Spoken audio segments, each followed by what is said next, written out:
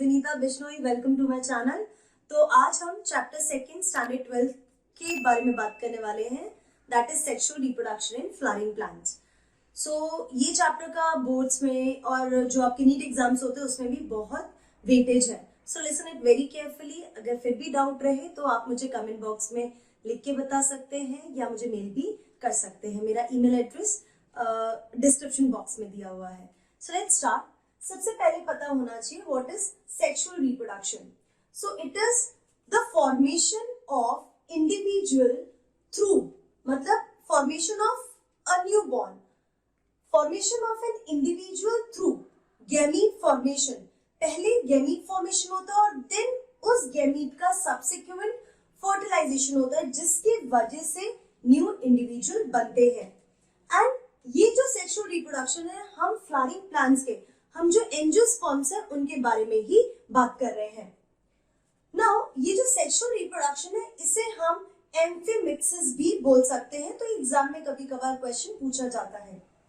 Now as we are talking about flowering plants, so flowering plants जो angiosperms होते हैं वो डिप्लॉन्टिक लाइफ साइकिल को फॉलो करते हैं, जो कि आपने 11th स्टैंडर्ड के 3rd चैप्टर में पढ़ा है।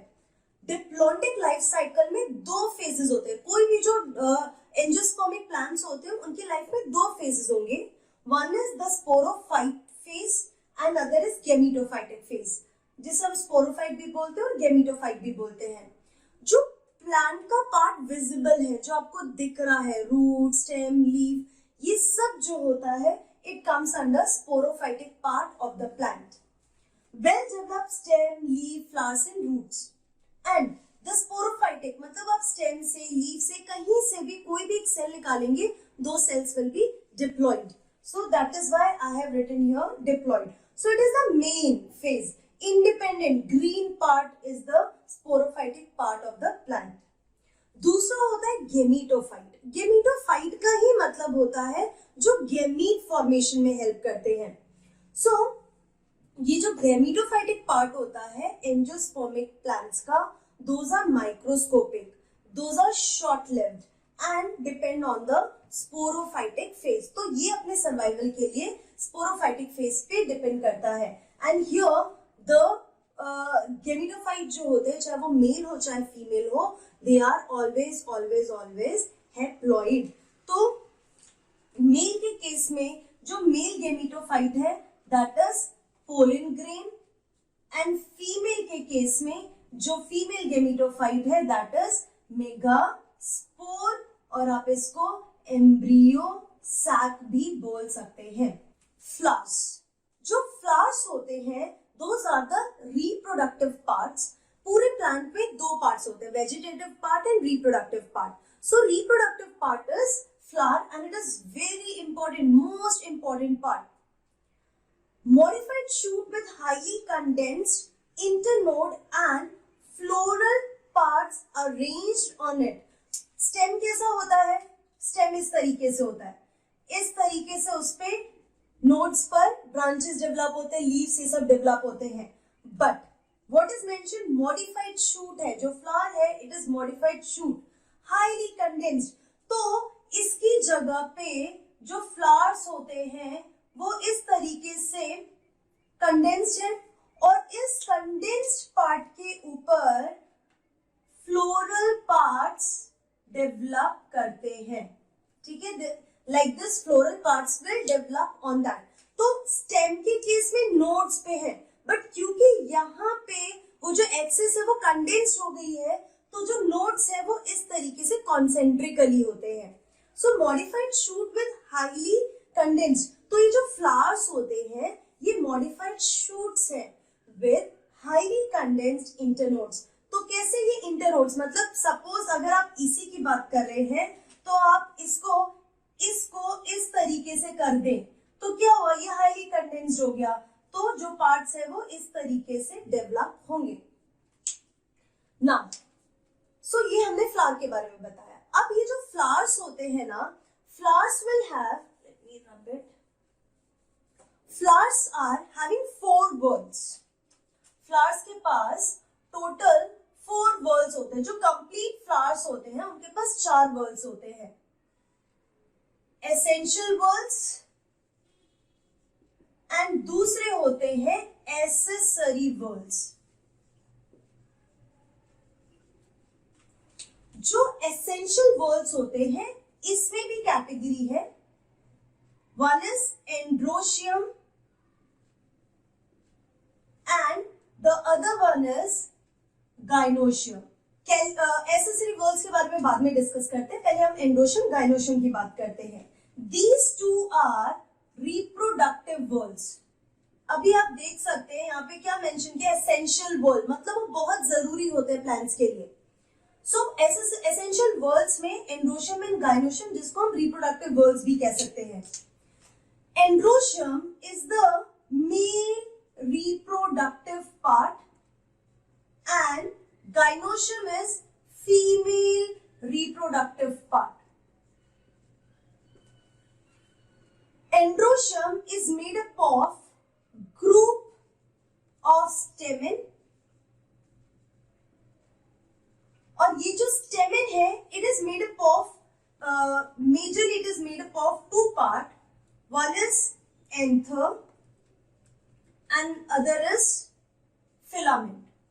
फीमेल रिप्रोडक्टिव पार्ट की बात करते हैं तो it is nothing but made up of units like carpel और पिस्टल। आप उसे कार्पेल या पिस्टल बोल सकते हैं।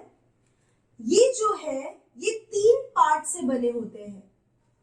One is stigma, style and ovary. So these are the three parts. So please take a screenshot so that what I will do, I will make the parts flower में draw करती हूँ, उसके बाद आपको easily समझ में आएगा मैं क्या बात कर रही हूँ यहाँ पे।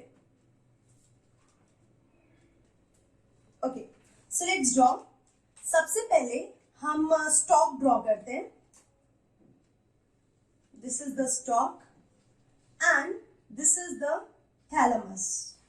Suppose this is the thalamus, और इस तरीके से leaf like structure grow हो रहे हैं। Those leaf like structures are called as calyx. Now the innermost wall I am going to draw, the innermost wall is, it is the gynoecium. This is the innermost wall. Then we are going to draw the corolla. This I'm drawing.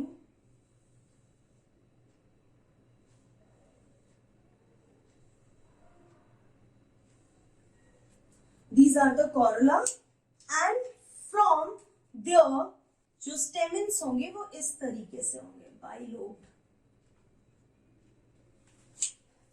तो अभी मैंने draw कर दिया, मैं explain कर देती हूँ। सो androecium में जो ब्लू कलर का मैंने ड्रॉ किया है, these are the androecium and the androecium is made up of anther and filament. Fine, और ये होता है, इसको कनेक्टिव कहते हैं, जो एंथर और फिलामेंट को कनेक्ट कर रहा है। So this is anther and filament. Now female reproductive system. So here the female reproductive system is the gynoecium, and the gynoecium is made up of one carpel or one pistil, and each pistil is made up of three parts. Three parts are, this is stigma, this one long slender part is style, and this bulge structure is ovary, and this ovary will have ovules inside it. So this is ovary. Then this green leaf-like structure is called sepal, and this red color is petal. Now these are the four whorls, essential whorls, जिनको reproductive whorls भी बोल सकते हो, और ये सबसे important parts है। Male reproductive organ को एंड्रोशियम बोलेंगे, फीमेल रिप्रोडक्टिव पार्ट को गाइनोशियम बोलेंगे। Androecium is made up of anther and filament, gynoecium is made up of pistils, और ईच पिस्टल और carpel is made up of three parts, stigma, style and ovary. The second whorl that is the accessory whorl. Accessory whorls जो होते हैं इनके दो divisions होंगे. One is, I am writing over here,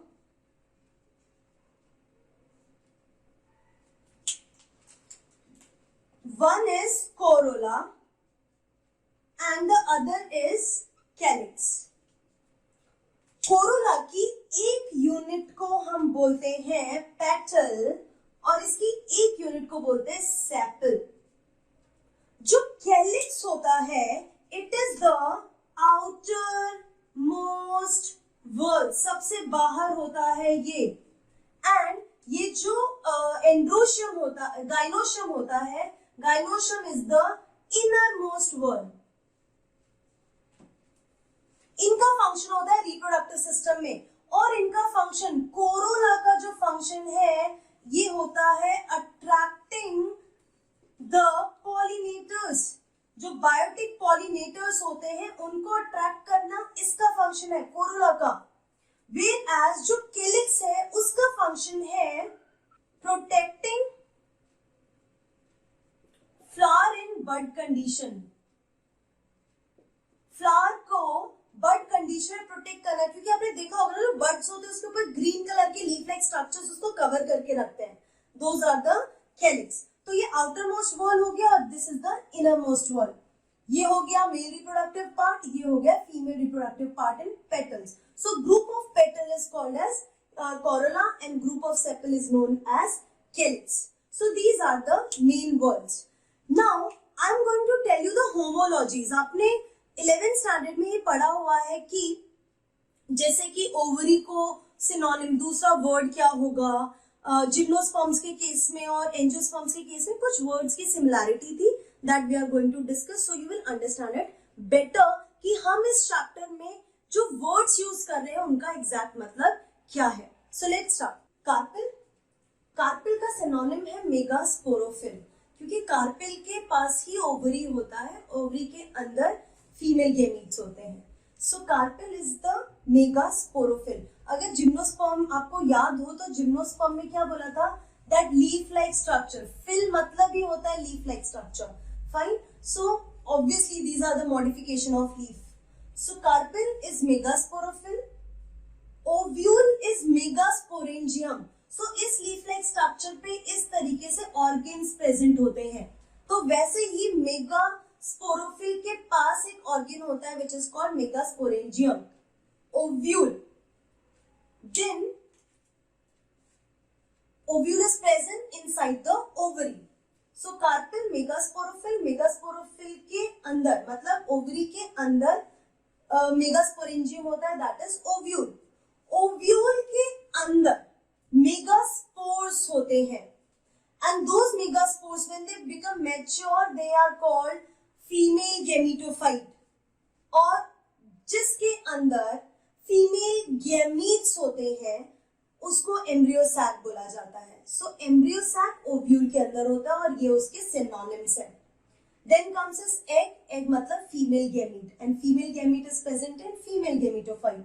Same with pollen grain को हम microspores कहेंगे and germinating pollen grain जो होता है उसको male gametophytes बोला जाता है. ठीक है.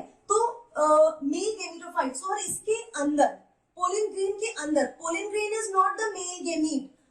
पोलन ग्रेन जर्मिनेटिंग, जब पोलन ग्रेन मैच्योर होता है उस पोलन ग्रेन को मेल गैमेटोफाइट कहते हैं, क्योंकि पोलन ग्रेन के अंदर, मैच्योर पोलन ग्रेन के अंदर ही मेल गैमीट्स प्रेजेंट होते हैं. So always remember ovule is not the female gamete. Ovule के अंदर एम्ब्रियोसैक के अंदर फीमेल गैमीट प्रेजेंट होता है और यहाँ पोलन ग्रेन के अंदर मेल गैमीट प्रेजेंट होता है. So this is all the basic idea कि हम कौन से पार्ट्स को क्या बोलेंगे, उनका क्या फंक्शन है, वो हमने थोड़ा बहुत इंट्रोडक्शन कर लिया है. Now in detail we will discuss each and every part. पहले हम मेल रिप्रोडक्टिव पार्ट की बात करेंगे, फिर फीमेल रिप्रोडक्टिव पार्ट को अच्छे से डिस्कस करेंगे. So see you in my next video. Till then keep learning and be safe.